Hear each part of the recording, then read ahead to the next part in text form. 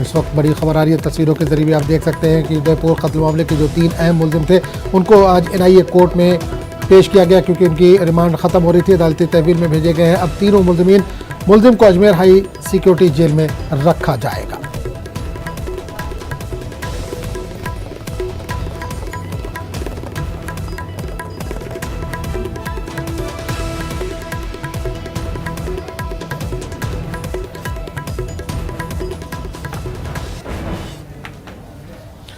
तो गुजरात में जो फसादात हुए थे उसका मामला एक बार फिर सुर्खियों में है। SIT ने जो अपनी रिपोर्ट दाखिल की थी या जो अपना हलफनामा दिया था उस पर बीजेपी ने सवाल खड़े किए हैं, उस पर कांग्रेस को निशाना साधा है। बीजेपी तर्जुमान संबित पात्रा ने कहा कि कांग्रेस आला क़यादत ने उस वक्त गुजरात की हुकूमत की छवि खराब करने की कोशिश की थी। इन्होंने मजीद कहा कि इस काम के लिए पैसे भी दिए गए थे। आज सुबह से मीडिया रिपोर्ट के माध्यम से देश देख रही है कि ये जो SIT है, SIT ने अपने एफिडेविट को कोर्ट में सबमिट किया है। एफिडेविट ने अपने जांच को कंक्लूड करके ये जो रिपोर्ट रखा है बहुत सारे सत्य को ये सामने लाती है।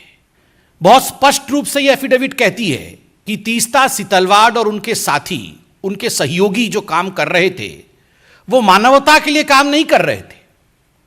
वो एक पॉलिटिकल डिजाइन के साथ, एक पॉलिटिकल ऑब्जेक्टिव के साथ, एक राजनैतिक मंसूबे के साथ काम कर रहे थे। और उनका मंसूबा क्या था? They had 2 objectives. ये 2 पॉलिटिकल ऑब्जेक्टिव्स क्या थे?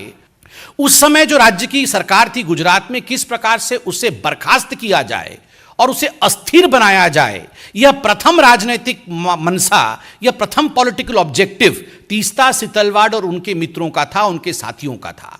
और जो दूसरा मनसा था, the second political objective was to frame innocent people in Gujarat right 2002, जिसमें आदरणीय प्रधानमंत्री नरेंद्र मोदी जी का नाम भी शामिल है। किस प्रकार से नरेंद्र मोदी जी के नाम को शामिल किया जाए, किस प्रकार से उन्हें अपमानित किया जाए, उनको किस प्रकार से पदच्युत किया जाए, किस प्रकार से उन्हें परेशान किया जाए, ताकि भविष्य का एक लीडर जो भारतीय जनता पार्टी को आगे लेने की क्षमता जिसमें है उसे रोका जा सके। इस मनसा के साथ तीस्ता और उनके साथी काम कर रहे थे। ये जो पॉलिटिकल ऑब्जेक्टिव था, इसका खुलासा एफिडेविट में हुआ है कि षड्यंत्र तो हुआ, षड्यंत्र के रचयिता कौन थे? Who were the ones who were driving these conspiracies? Ahmed Patel. Ahmed Patel तो मात्र एक नाम है, he is just a name. The driving force behind Ahmed Patel was his boss, Sonia Gandhi.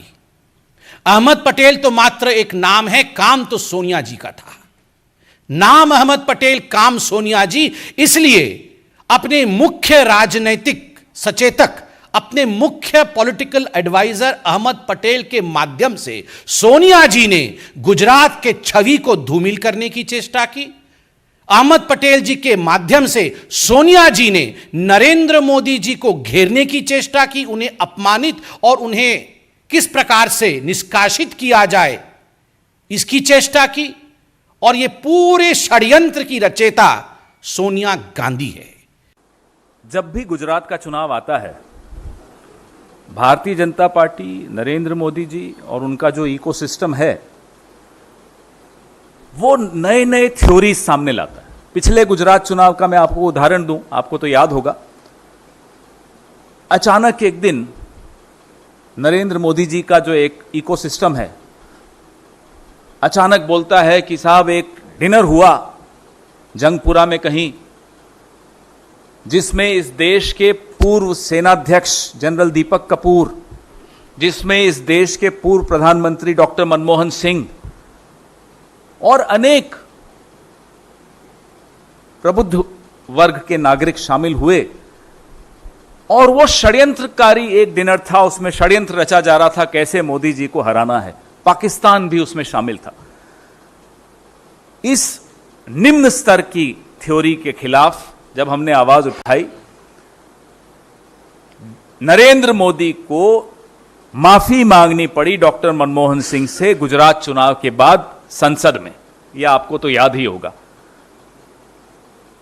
बहुत कम होता है ऐसा कि नरेंद्र मोदी जी माफी मांगते हैं, गलतियां 1000 करते हैं, माफी एक बार मांगते हैं। फिर से गुजरात चुनाव आ रहा है, फिर से वही थ्योरी शुरू हो गई।